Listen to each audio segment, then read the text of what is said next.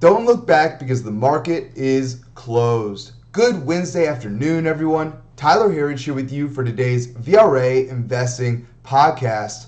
Well, we got a bit of a pause for our major indexes today. Not at all too surprising as we've continued to bounce around these extreme overbought readings on our VRA momentum oscillators. And we are starting to see some good setups, whether that's from different sectors, some of our major indexes as well, and individual names. But when we're at these levels of overbought on the VRA momentum oscillators, this is when we proceed with patience. And we want to wait for the best setups as we've seen it and as we've talked about here a lot. In this market, this liquidity-driven bull market, these pullbacks are short and sweet, so we're looking for the right opportunities here. I'll certainly be covering that today, along with our views on what comes next for the Federal Reserve. Our main topic for this week so far has been retail earnings, and then we'll jump into some of our favorite sectors that we're watching right now. So kicking it off with, like I said, what's been our theme for the week. I talked about this on my podcast Monday. Kip talked about it yesterday, and that is retail names continuing to report here, and maybe a little bit more mixed today. Target beat on earnings, but closed lower on the day. But that hasn't at all been the story from these retail names, as we saw yesterday. Lowe's beating and up a big, almost 6% yesterday. Similar action today, or sorry, I said Lowe's, Home Depot yesterday, and then Lowe's today reporting, also beating on earnings and getting gains today as well. Home Depot continuing the gains from yesterday. And that's a little bit of the market tell that we were looking for here. If we had gotten strong earnings and seeing the majority of those stocks sell off, that could be our market telling us that it wants to head lower, but it's not really what we've gotten. XRT, the retail ETF, hit another all-time high yesterday, pulled back a little bit today, but it's also at extreme overbought readings. So good to see overall these retail numbers coming in better than expected, and also the retail numbers overall came in yesterday stronger than expected, now making 3 months of gains in a row from the headline reading for retail sales, all topping expectations again for the last 3 months. So breaking that down a little bit and really looking at it from an economic perspective, not necessarily a stock market perspective right now, because as we talked about here often, the stock market is not the economy, and thankfully so. But the interesting thing from the economic point of view is that these retail numbers have not been rising on selling a bigger amount of goods, but as everybody's talked about, inflation here. They're selling the same amount of goods, but at higher prices, which makes a lot of sense as to why consumer confidence has just hit a 10-year low here, despite retail sales setting records, really. So simply put, again, they're charging more to sell the same amount of goods, and it's not great for the economy overall.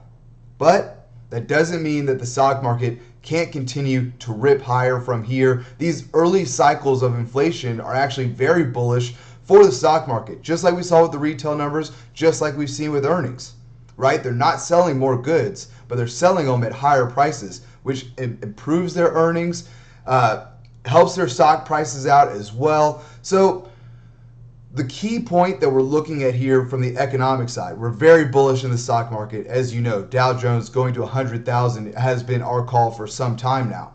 But on the economic side, we have seen wages at least keep up, wage increases at least keep up with inflation. Maybe not necessarily that it's offset inflation completely, but wage increases have continued. If that number starts to change and we see wage increases slowing, that's when we look for real economic damage here, and that would spill over to the stock market. That's when we would be getting worried, but it's not what we're seeing right now. And overall, we're not seeing anything that makes us any less bullish on this market. The pullbacks, as we see it with this level of liquidity, are going to continue to be short and sweet. But the real reason I bring up this data today again is that it continues to shift the focus on who will be nominated as the next Federal Reserve chair here. And here's what we see on that. the markets overall are on edge about this decision and it really is a two-horse race now between Jerome Powell and I almost forgot her first name, Lael Brainerd. There we go. What we're looking at is that the Biden administration has said yesterday that we have about 4 days before the decision will be made. In our view, and most likely is 100% true, is that they already have made up their minds on this answer. So the smart money is, of course, in the loop on this, and this is why we've been calling this a bit of a sell the rumor, buy the news event as to before. So while we don't know who the answer is, we see it as about a 50-50 chance now, but either way, we see the stock market heading higher. The question is, do the Dems want a Lael Brainerd who would likely go along with the heavy spending from the Democrat agenda right now, more easy monetary policies, very dovish, or do they want to stick with Jerome Powell's plan of tapering into next year, potentially raising interest rates? Because it doesn't really make much sense for the Fed to nominate a new chairman when they are just going to stick with the same plan as Jerome Powell. So that's how I see it, at least. If they do decide to nominate somebody else, they want much easier monetary policy. If they stick with Jerome Powell, they're okay with the taper and potentially raising interest rates. That's probably a long way off, further off than they think it is right now. But I guess you could say that Brainerd will go in, stick with the plan to taper, and if it doesn't work, they'll quickly reverse. That makes it easier for them to reverse in that regard. Overall, though, regardless of who wins, we see the stock market heading higher from here. Again, this is the sell the rumor, buy the news event. Why the stock market might be selling off a little bit right now. We think we'll probably get an announcement over the weekend because this is potentially market moving news. So they like to give a few days to let it settle ahead of Monday's open. Certainly possible, maybe right after Friday at the close. We'll see, but again, we think markets will rally on the news either way. So let's take a look at our market action on the day today. We finished negative across the board here. The S&P 500 leading the way, if you want to call it that, down 0.26% to 4,688. Next up was the NASDAQ, down 0.33% to 15,921. Next up, the Dow down 0.58% to 35,931. And lastly, the Russell 2000, our loser on the day, and probably the most interesting chart to look at right now. As we've talked about here before with these videos, soon we'll be doing screen shares as well. But the Russell 2000 breaking below its recent lows here, so that is an interesting slight reversal there.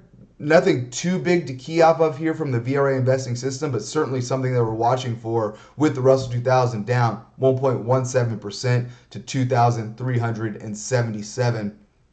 And also this week, in addition to all of the uncertainty around the Fed share position and other things, is also November's biggest monthly option expiration date is on Friday. Typically, leading up to these events every month, you get more volatility in the market on these days. So overall, with our markets hovering, as I mentioned earlier, around these extreme overbought readings, this is when the VRA Investing System tells us to be patient. And again, I just want to be as clear as possible. We remain extremely bullish, medium to long term here, but we'll be patient and waiting for a fresh VRA buy signal before we establish any new positions here. As we said, probably on every podcast, going back to the first stimulus package of last year, with this level of liquidity, $35 trillion in fiscal and monetary policy globally, it makes it almost impossible for our markets to have a significant move lower. So what we've seen since March of last year, we've gotten some pauses, gotten some pullbacks, maybe even a correction or two, but they've all been short-lived and followed right after by fresh all-time highs. That's the pattern we expect to continue from here.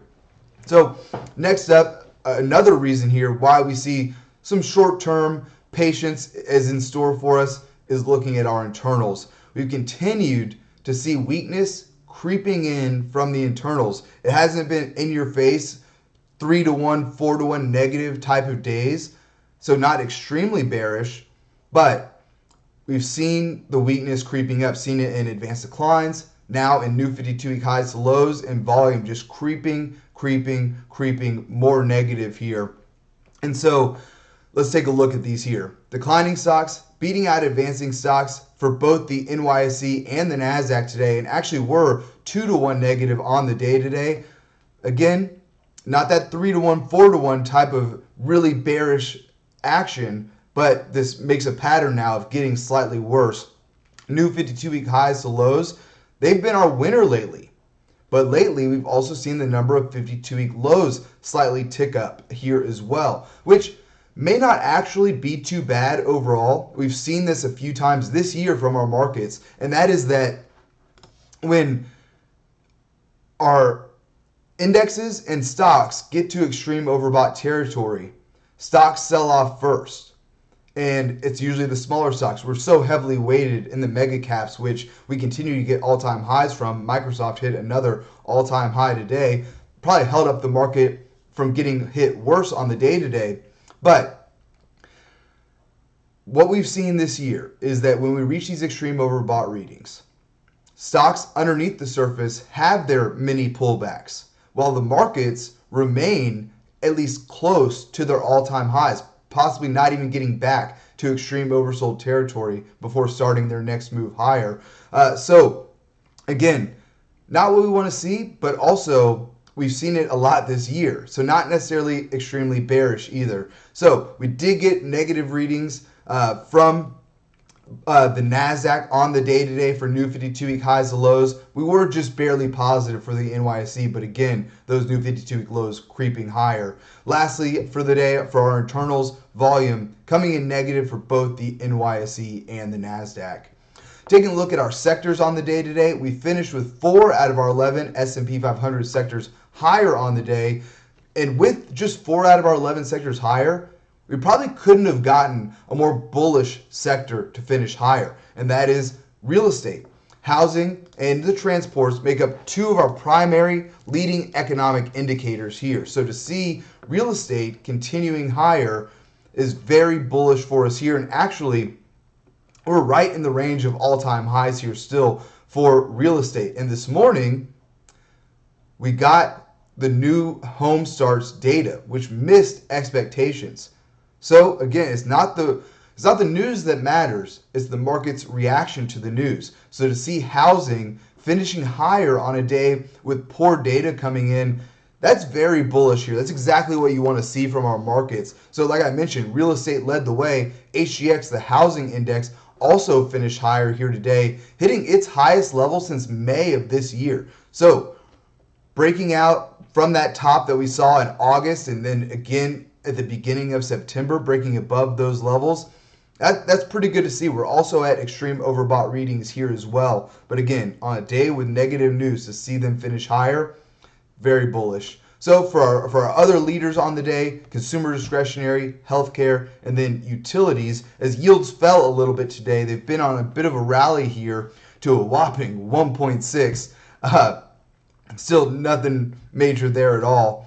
And then our laggards on the day were energy, financials, materials, and industrials. Tech also getting hit hard today, so not what you want to see. You want to see tech leading the way, which we almost did, given that the NASDAQ was our second best performing major index on the day today. But the semis still at extreme overbought territory, just off of their all-time highs here, pulled back about double what the market did today, just a little less than the NASDAQ. So something we're watching for closely here as well. Again, we're so close to in the range of all-time highs at extreme overbought territory, and the fear and greed index remains at a 79 here. Folks, that's extreme greed from the fear and greed index. So getting a bit of a pullback here, removing some of that excessive bullishness, removing these extreme overbought territories would be the healthiest thing for our market at this time, again, while we're acting with patience here.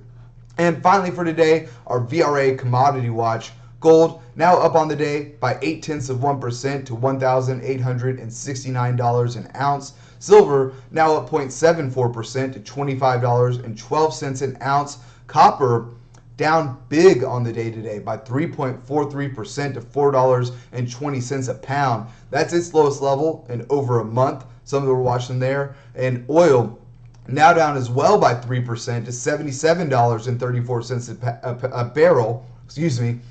Also, along with copper here, very similar looking, hitting its lowest level since October as well. Well over a month. These were both from the beginning of October. So something we're watching there. Of course, we wouldn't mind seeing gas prices lower, but our call has been and remains for $100 a barrel for oil. Said that in January of this year, said 12 to 18 months. And in many ways, it got over 80 faster than really we even expected. So we expect that trend to continue, unfortunately, for gas prices reasons at least. But if you own energy stocks, we continue to like them a lot here at these levels. Lastly for today, Bitcoin now up slightly, still back below its $60,000 a Bitcoin mark here, down 0.37%, or excuse me, up 0.37% to 59,963 a Bitcoin. Folks, that's all that we have time for here today. Please be sure to subscribe to receive our VRA podcast every day at the market close. You can sign up at VRAinsider.com. Click the podcast link at the top. We'd love to have you with us. And then, of course, we'd love to have you on our YouTube channel as well. Coming to Rumble, getting some of our videos over that way now as well. So come and find us at Vertical Research Advisory on both of those platforms. Thanks again for tuning in. Until next time, we'll see you back here tomorrow for the close.